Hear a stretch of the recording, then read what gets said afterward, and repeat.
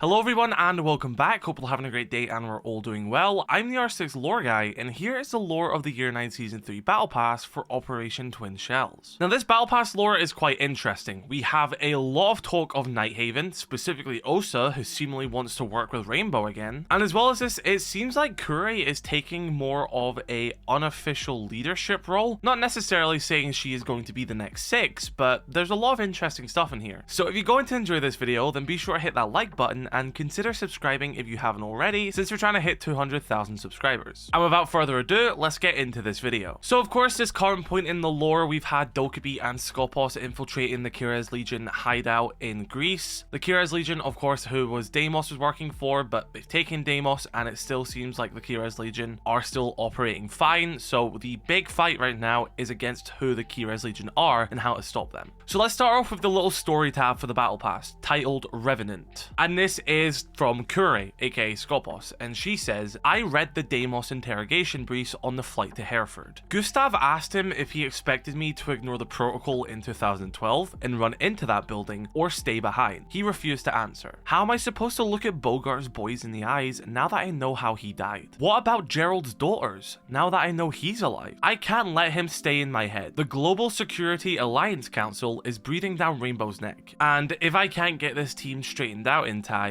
And that bit's left a little bit open-ended, with the final bit saying, cutting it so close in Emerald Plains has left us hanging from a very fragile rope. I will not let Rainbow choke.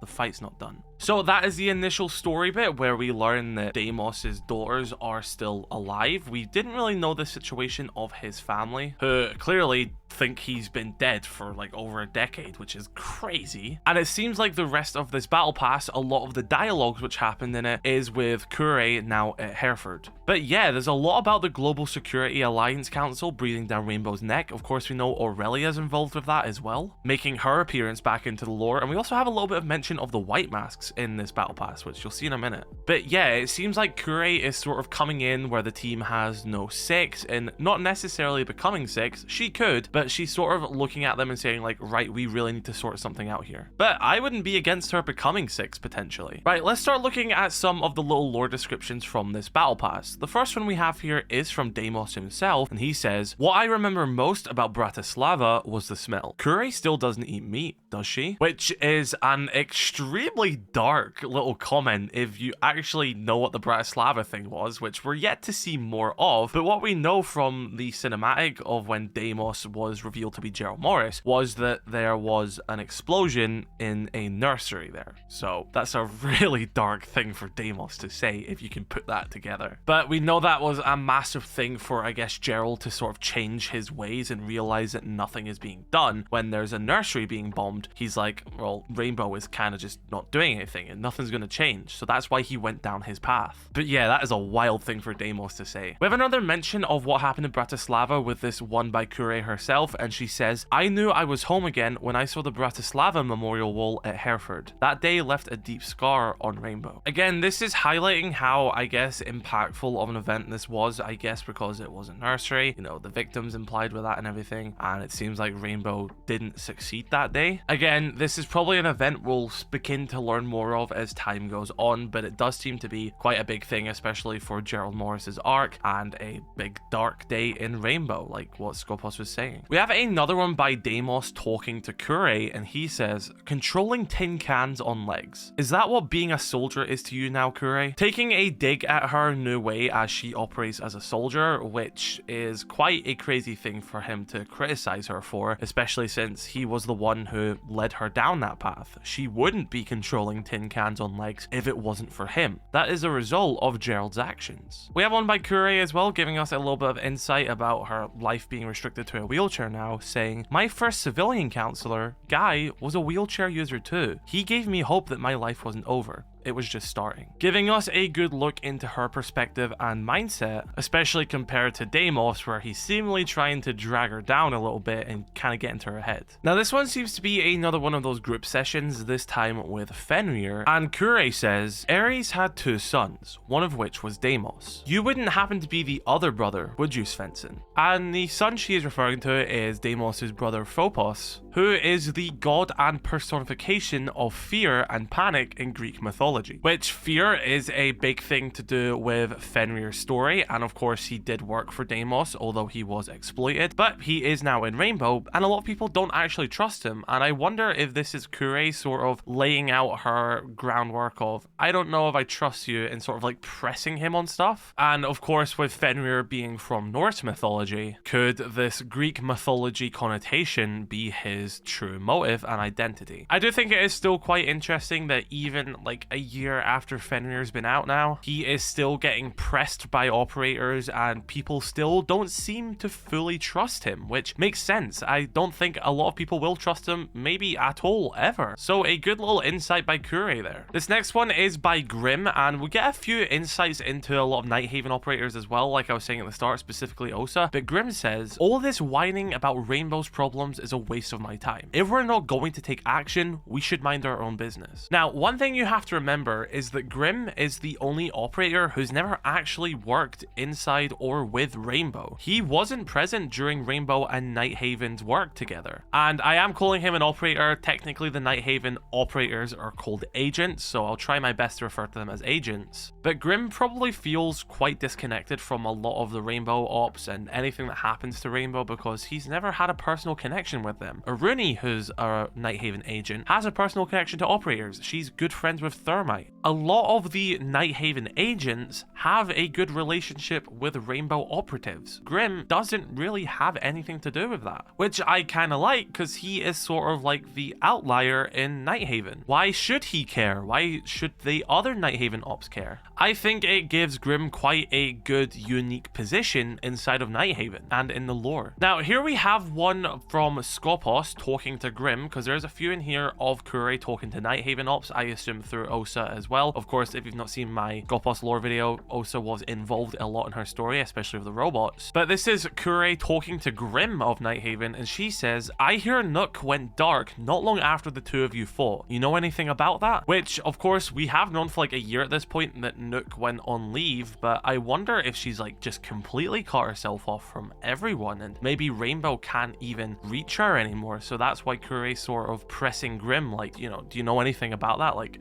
what's happened to Nook? I could be completely wrong. She might just be in protection. They might know exactly what her whereabouts are and everything. But considering that they said that she's gone dark, I wonder if Nook has just kind of fled and is just living in peace now. Well, as much peace, I guess, as she could probably find. We have another one of Skopos talking to a Nighthaven agent, and that is to Ella, and she says, Commander Bosak had two of you? My sympathies go out to your mother. Which I feel like you can interpret in different ways. The way I initially see it as sort of like an insult, like, oh, there's two of you, like, I'm so sorry to your mum. Maybe highlighting a lot of disdain towards, I guess, not only her, but maybe even Zofia as well. Or it could maybe see more as a complimentary thing, that like, yeah, you guys were seemingly like a handful, but like that's a good thing because you guys are like strong and stuff like that. You can interpret this in different ways. I see it maybe more as an insulting way. And we have one from Ella talking to Osa in regards to the fact that Kure has the robots, which Osa helped her work on with. And she says, you just let her take the shells to Rainbow, Osa? What the hell do you see in her? Which we will go on to learn that Osa actually sees a lot in her and in Rainbow, because Osa seemingly wants to work with Rainbow again. We'll actually cover this one next, where Osa is talking to Kure and she says, stay in touch, Kure, and leave Callie to me. The sooner Rainbow and Nighthaven see eye to eye, the better for us all. So there's been little bits in the battle passes for a good while now where it seems like Osa has been sort of wanting to rekindle that sort of relationship with Rainbow, how Mira and Osa maybe want to work together again. And we also have Osa, who is now directly helping Kure, who's a Rainbow and an ex-Rainbow op. And now we're at this stage where Osa is blatantly saying that, yeah, it would be better if Rainbow and Nighthaven work together and see eye to eye. It benefits everyone, which I think is quite a good character arc for Osa, considering she was one of the main reasons for the separation. Callie brought her in. It was a plan between the both of them. Osa was one of the reasons why Nighthaven and Rainbow separated, and they managed to bring some agents with them. We also have Ace's reaction to Osa working with Kure, and he says, Osa gave them robots? That better not affect my my bonus. And we have another one by him where it says, I don't get it, Smoke. Why doesn't Wamai want to hang out with me? I'm fun. Which is a continuation of last season's Battle Pass where he was trying to like hang out with Wamai, which is quite funny that we just have this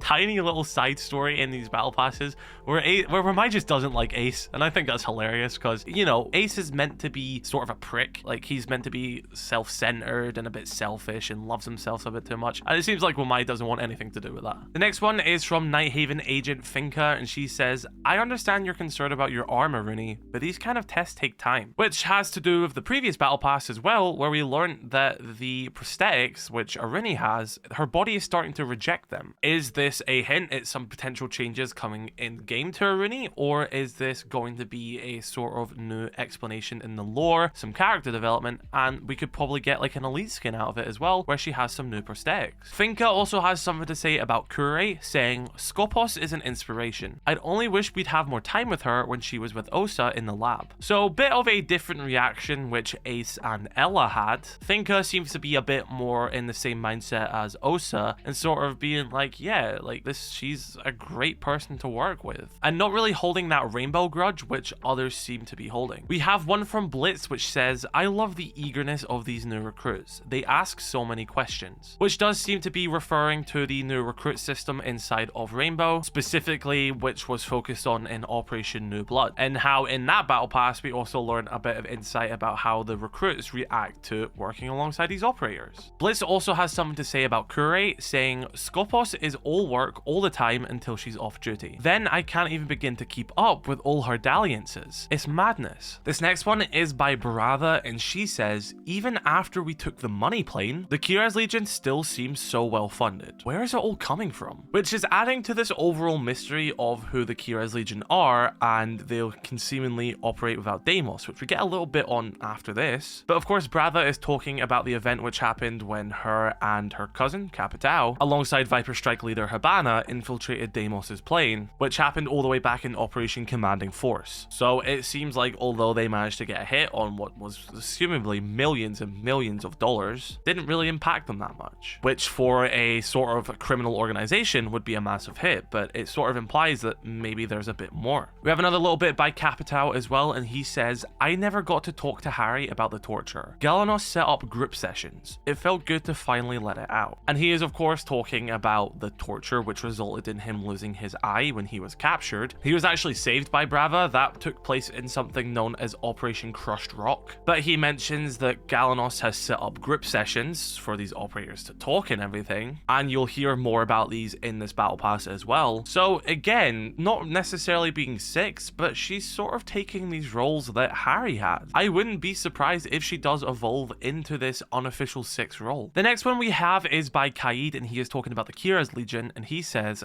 Keres forces seem immeasurable. Where are they recruiting from? Deimos couldn't have trained them all by himself. Which is quite similar to the Capitao one, where they're talking about how they hit their money plane, and it seemingly done nothing to affect them. The same case here, where they've captured Deimos, but they seem fine. A massive question into who they truly are and how are they operating. We have a following one by Kaid as well, and he says, there's a reason the fortress has never fallen. We should be bunkering down. Of course, Kaid being the ruler of the fortress, as well as being part of the redhammer squad, he has constantly used his leadership skills to sort of question Thermite on his own leadership, and he is giving his insight here again, saying that Rainbow should be bunkering down if they want to survive, basically. The same reason why the fortress has never fallen. Does it necessarily mean he's right and that's the right thing to do? Who knows, but he definitely has the experience to show for it. Ying also follows up on this question of who the Keres Legion are, saying, we captured Deimos, yet Keres activity has barely been affected. Who's providing the orders? And she has another one where she mentions the White Masks, saying the Keres Legion has targeted Rainbow directly. Even the White Masks never got that bold, which is really cool to hear the White Masks being mentioned in 2024, but she's right, the White Masks were there to spread terror across the world. The Keres Legion is directly going for Rainbow, so it seems to be a bit more personal.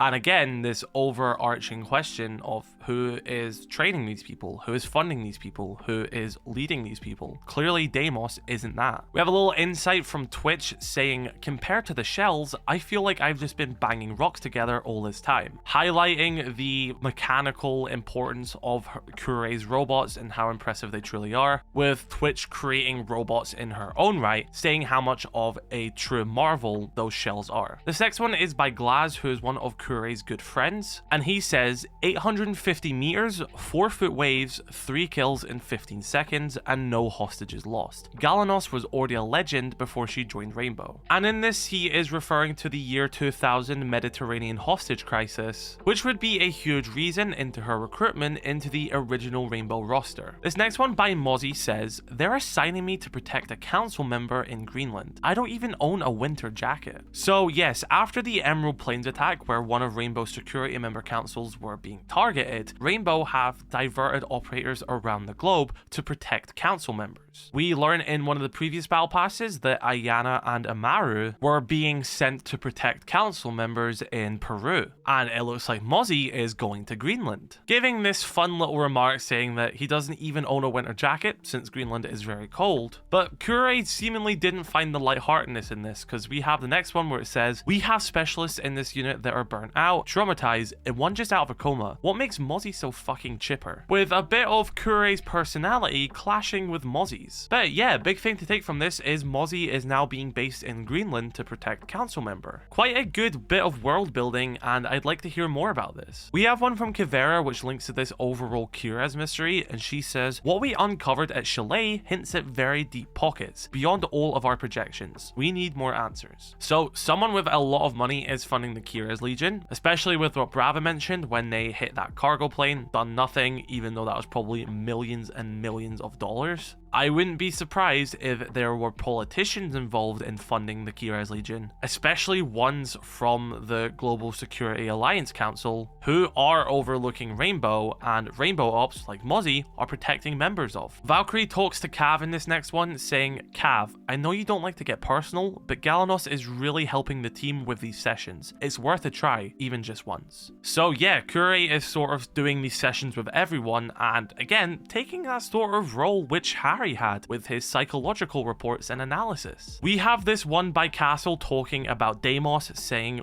honestly, I prefer the mask to the mustache. Morris makes that shit look evil. And yeah, we saw that mustache in the comic book for Deadly Omen, and yeah, bro makes that shit look evil. He looks like the Tattletale Strangler from SpongeBob. And with that, if I've not missed anything, that is the Battle Pass lore of Operation Twin Shells. Really good insight here. I like the fact that Osa is definitely trying to work with Rainbow again, see eye to eye. The mystery of the Keres Legion continues, and I'm really excited to see what the comic book offers for Operation Twin Shells, so make sure you're subscribed for that. But yes, be sure to drop a like on this video if you did enjoy, subscribe if you're new, and I'll catch you all in the next Rainbow Six lore video. Have an incredible rest of your day. I love you all. Stay safe.